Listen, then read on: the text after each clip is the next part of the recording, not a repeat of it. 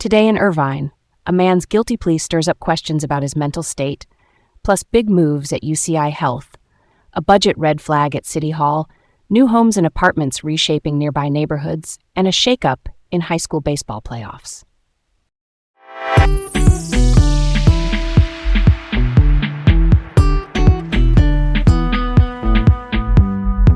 I'm Garrett. And I'm Leah. Welcome to Laid Back Local, the news of the day, with Leah and Garrett, coming to you from Irvine, California.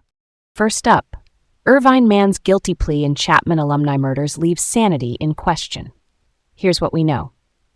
Rami Fahim, age 30 and an Irvine resident, has pleaded guilty to the 2022 killings of two Chapman University alumni, Griffin Robert Cuomo and Jonathan Andrew Baum, at an apartment near Angel Stadium in Anaheim. With the guilty plea entered in early April, the court now moves into the sanity phase. That's a separate part of the trial where a jury weighs whether he was legally sane at the time of the crimes. The outcome determines whether he goes to prison for life or to a state hospital, which is a secure mental health facility for treatment. There's also a related lawsuit pointing to long-standing mental illness and workplace dynamics. Fahim worked with one of the victims at a wealth management firm. The suit alleges his mother had connections that let him act with impunity at work. Those are allegations, not proven facts, but they're now part of the broader legal context. Jury selection for this sanity phase is ongoing. Yeah, that's heavy. And honestly, the workplace angle is something we should sit with. When you've got power dynamics in an office, whether it's family ties or a reputation that keeps people from speaking up, that can create blind spots. Not saying that caused the tragedy, just that it can keep warning signs from getting addressed. And when mental health challenges are in the mix, those blind spots matter even more. Why is the sanity phase separate? Why not just decide everything at once? Good question. In California, the guilt part answers what happened and who did it.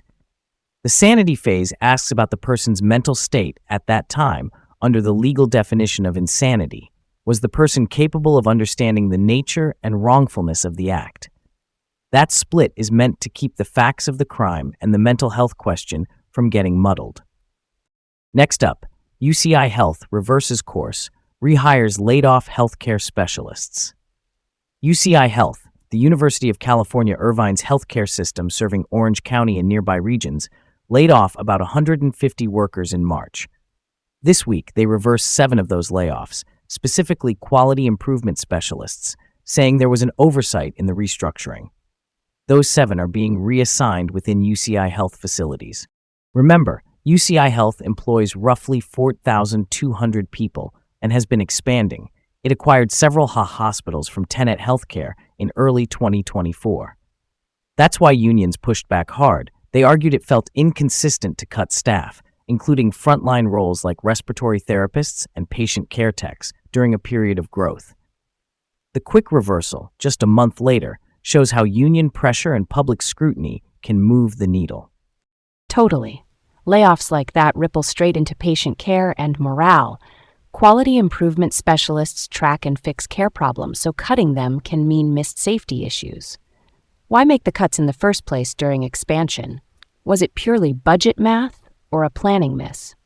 Sounds like a planning miss.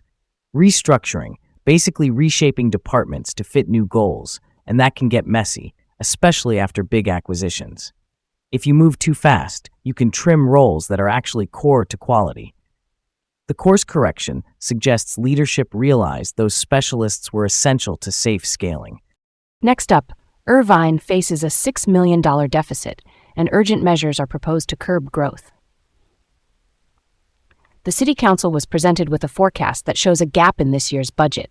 It's about 2% of the general fund, which is the city's main checking account for services like parks, police, and libraries.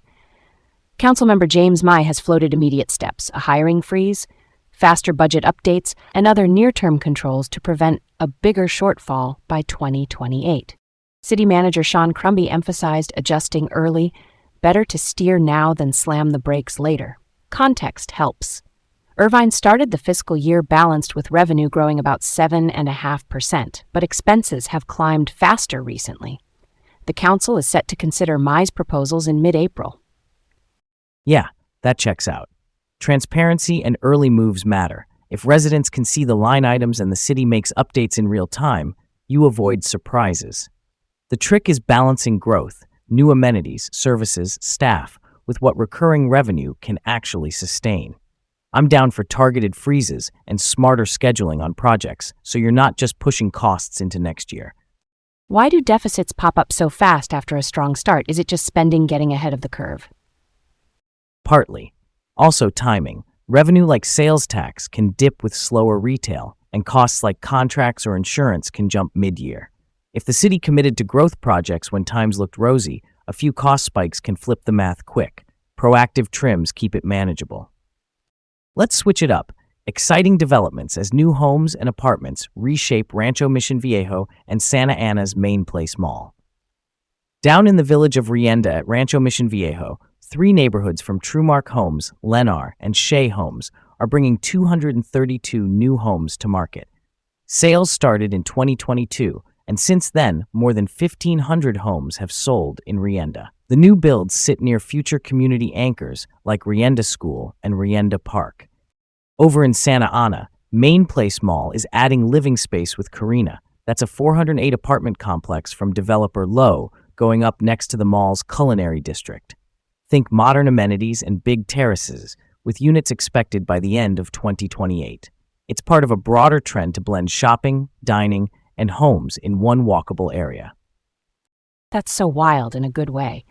Urban development like this can change daily life. Shorter trips for errands, more green spaces if they plan it right, and a livelier evening scene. The location choices make sense. Homes near schools and parks in Rienda, and apartments next to food and retail at Main Place. Why now? Demand, or are cities nudging developers toward mixed use? Both. Demand for newer, amenity-rich homes is steady, and cities want underused retail land to evolve. Mixed use, housing plus shops and services, keeps areas active beyond mall hours and hedges against the ups and downs of purely retail space. Last up, CF Southern Section Baseball is changing the game. The Division I playoffs are moving to a double elimination format. Double elimination means a team isn't out until it loses twice, which aims to reduce fluke exits from one bad inning. The new setup uses a 16-team pool play style, kind of like mini leagues before knockouts, and teams will be placed using the Massey rating system, a computerized power ranking that weighs schedule strength and results. Coaches have been asking for this for years. The section announced it this week, and the format debuts in about 5 weeks. It better reflects baseball reality, where tiny margins, a bloop single, or a bad hop can change a whole season in one game. I love it. More equitable competition, give strong teams a second shot, and you likely get a truer champion. Wild how that works out. The idea was floated about 15 years ago, and it's only now landing. Better late than never. And for fans, more meaningful games is, pretty great. That's all for today from Laid Back Local, the news of the day with Leah and Garrett, right here in California. Have a great day, and join us again tomorrow.